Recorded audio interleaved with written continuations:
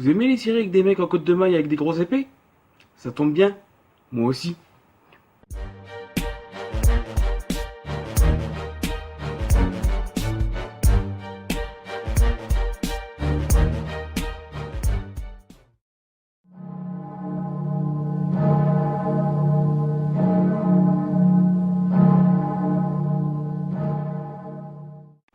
Diffusée depuis le 6 décembre 2017, Nightfall est la nouvelle série de la chaîne History. Chaîne que vous connaissez sûrement, car c'est elle qui produit Vikings. Oui, Vikings. Elle a produit entre autres la mini-série La Bible, quelque peu controversée, ainsi que le remake de la série Roots, Racine chez nous. On peut aussi retenir que Jeremy Renner coproduit la série. Vous savez, Hawkeye des Avengers. Donc Nightfall, qu'on pourrait traduire par la chute des chevaliers, de quoi ça parle?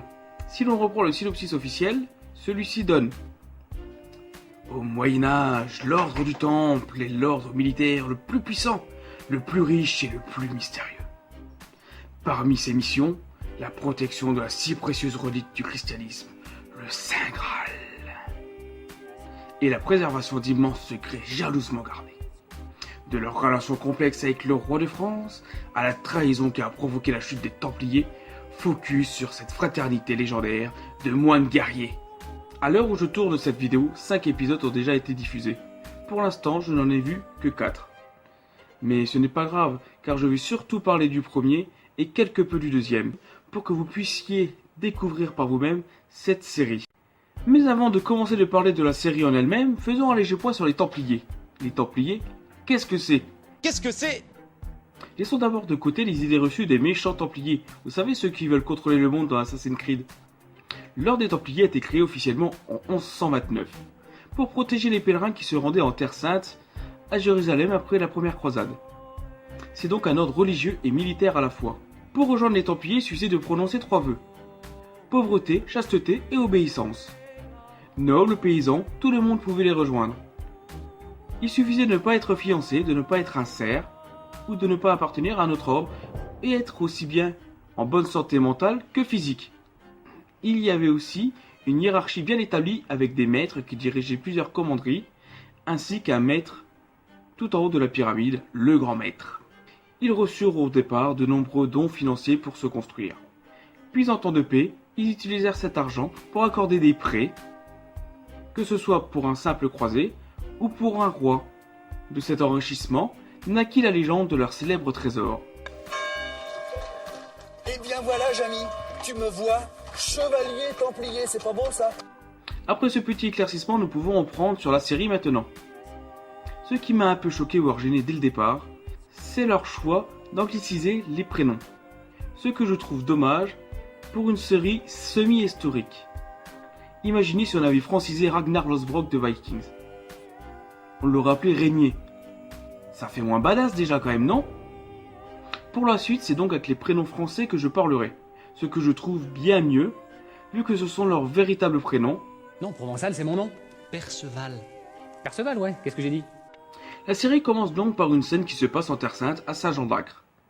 Les Templiers se prennent une belle branlée par les Arabes au surnom, et fuient en y perdant même le Graal dans la mer.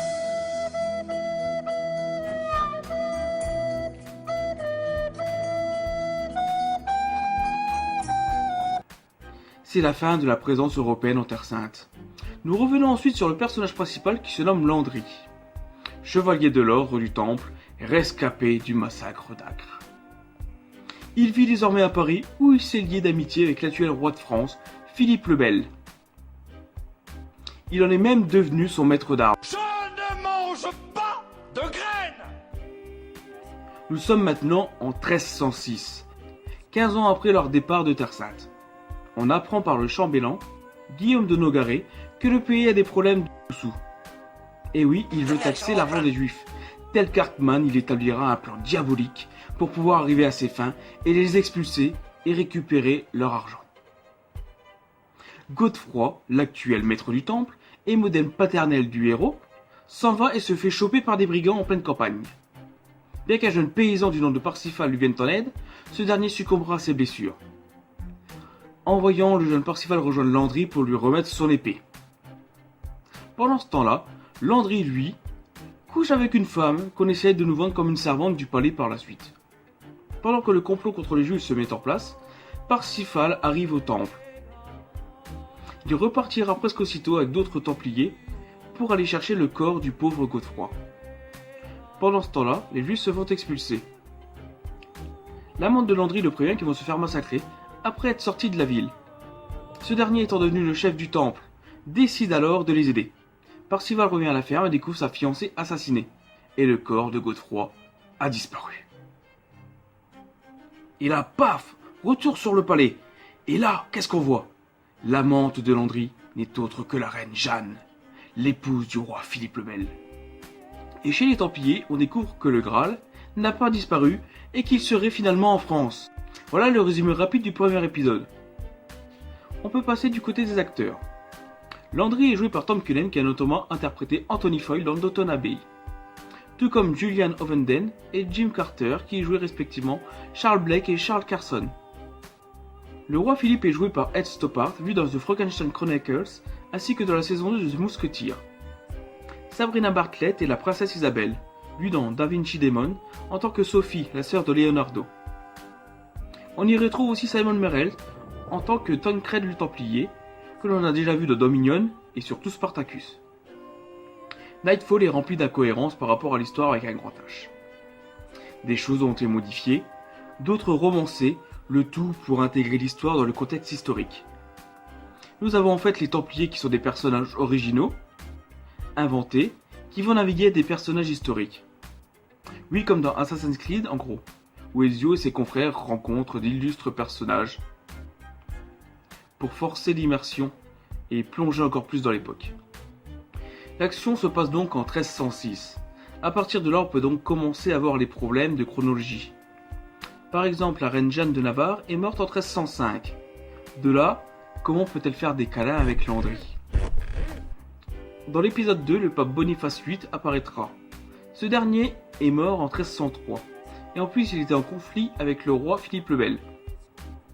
On peut noter qu'il fut arrêté par Denogari en prime quelques semaines avant sa mort. Toujours dans l'épisode 2, on nous présente la princesse Isabelle comme une jeune femme qui aurait entre 17 et 18 ans, alors qu'en 1306, elle n'en avait que 11. À mon avis, c'est une bonne série. Par contre, si vous cherchez un second Vikings, je dirais que la série est un brin en dessous.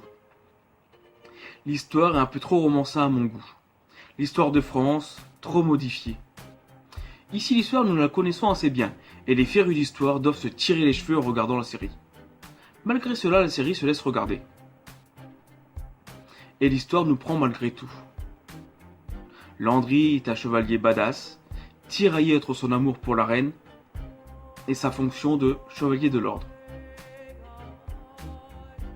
Parsifal est le personnage par qui on apprend comment marche l'ordre, quels sont les devoirs des Templiers, ce qu'ils faisaient, il l'apprend en même temps que nous. C'est un bon choix pour qu'on se laisse porter par tout cela. Je laisserai aussi une bonne mention pour l'esthétisme. Les décors sont magnifiques, les reconstitutions sont belles et semblent bien collées à ce qu'était Paris à l'époque, tout comme le temple et le palais royal. Il y a aussi un effort pour les tenues qui sont remarquables, je trouve. On se demande comment l'histoire va partir en cacahuète, sachant qu'en 1507, Philippe le Bel fera arrêter tous les Templiers. Les scénaristes vont-ils transformer ça en vengeance? Le fait que son ami Landry couche avec sa femme? Vont-ils retrouver le Graal? On le saura peut-être en fin de saison, ou dans la saison 2 s'il y en a une. Si vous avez aimé ce que je vous ai raconté, lâchez un petit pouce bleu, partagez la vidéo auprès de vos amis, sur vos réseaux sociaux, rejoignez-moi sur Twitter ou sur Facebook. Allez, je vous dis à la prochaine. Ciao!